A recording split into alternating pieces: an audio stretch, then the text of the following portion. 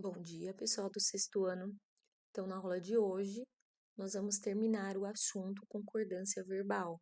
Então, nós já estudamos a concordância verbal, a primeira parte, depois nós vimos o sujeito, para a gente entender a concordância entre o verbo e o sujeito. Então, nós entendemos o que é o sujeito, aprendemos os tipos de sujeito. Então, na aula de hoje, nós vamos finalizar, então, a concordância verbal. Então, quando o sujeito ele for composto, que nós já aprendemos que o sujeito composto ele tem dois ou mais núcleos, quando ele for formado então por pessoas gramaticais diferentes, então a primeira pessoa do plural, ela sempre vai prevalecer sobre a segunda pessoa, que por sua vez também prevalece sobre a terceira pessoa. Então a primeira ela sempre vai mandar, ela sempre vai prevalecer. Então vamos ver a frase.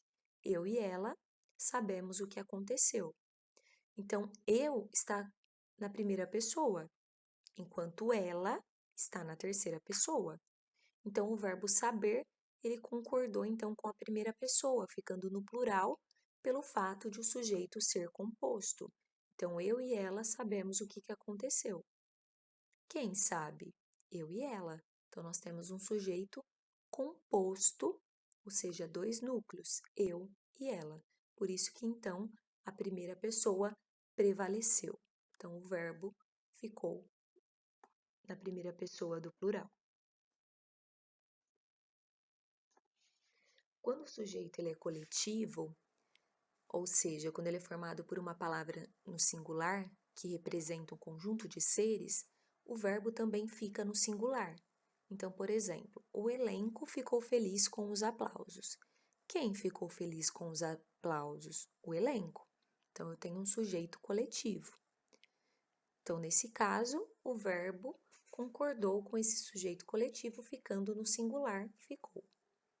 Só que também é possível que o verbo ele fique no plural. Isso vai acontecer em alguns casos, por exemplo, quando o substantivo coletivo ele estiver bem distante do verbo. Então, por exemplo, a turma, mesmo com todas as justificativas, argumentos, explicações, não aceitaram as mudanças que foram feitas na escola. Então, quem não aceitou? A turma. Então, eu tenho um sujeito coletivo, só que esse sujeito ele está bem distante do verbo. Então, quando ele estiver bem distante do verbo, eu posso colocar então o verbo no plural. E quando o substantivo estiver acompanhado de uma expressão que o qualifique e que esteja também no plural. Então, por exemplo, a turma de alunos se uniram para fazer valer suas reivindicações. Então, quem se uniu? A turma de alunos. Então, a turma, eu tenho um sujeito aí coletivo e veio acompanhado de uma expressão no plural. Então, por isso que o verbo uniram também está no plural, concordando então com essa expressão. Depois nós temos outra regra aí, quando o sujeito é formado por nome próprio no plural. Então, há lugares cujos nomes ficam sempre no plural. É o caso aí do exemplo dos Estados Unidos, Minas Gerais, Amazonas. Então, nome no plural. Então, para esse tipo de situação, a concordância verbal ela pode ocorrer das seguintes maneiras. Então, se o nome ele for antecedido de um artigo, então, por exemplo, o, os, as, uns, umas, que eu tenho os artigos definidos e os artigos indefinidos, que vão sempre acompanhar um substantivo. Então, se esse nome ele for antecedido, ou seja, ele vier junto com o artigo, o verbo fica no plural. Então, os Estados Unidos são um país onde há muita música pop. Então, veio o artigo antes do nome próprio Estados Unidos, os, então por isso que o verbo ficou no plural, são. Agora, se o nome não for antecedido de um artigo, o verbo fica no singular. Então, Estados Unidos é um país.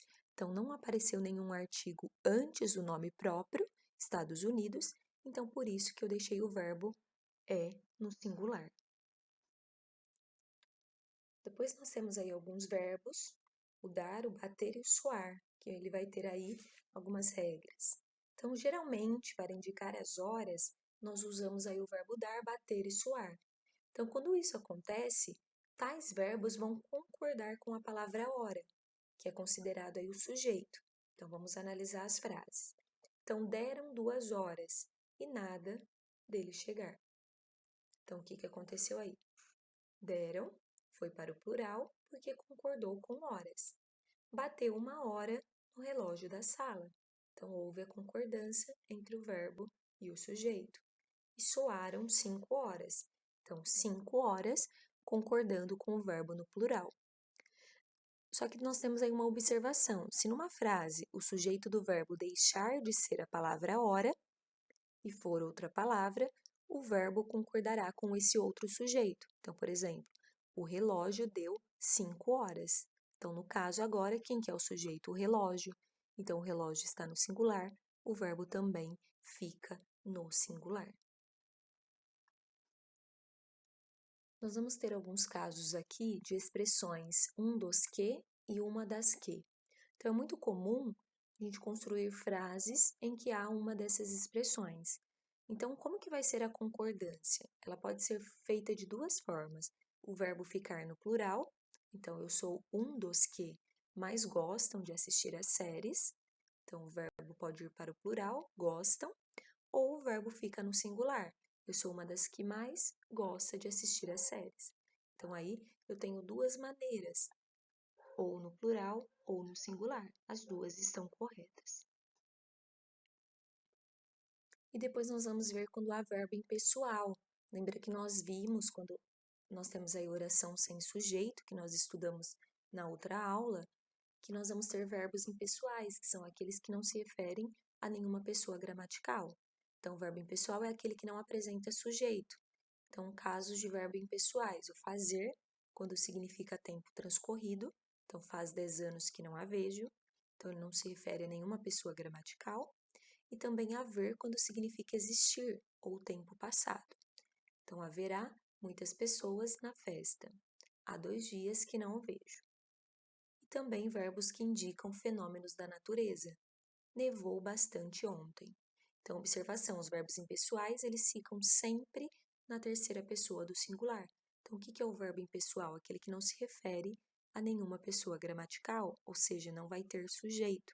Então, todos esses verbos devem ficar na terceira pessoa do singular.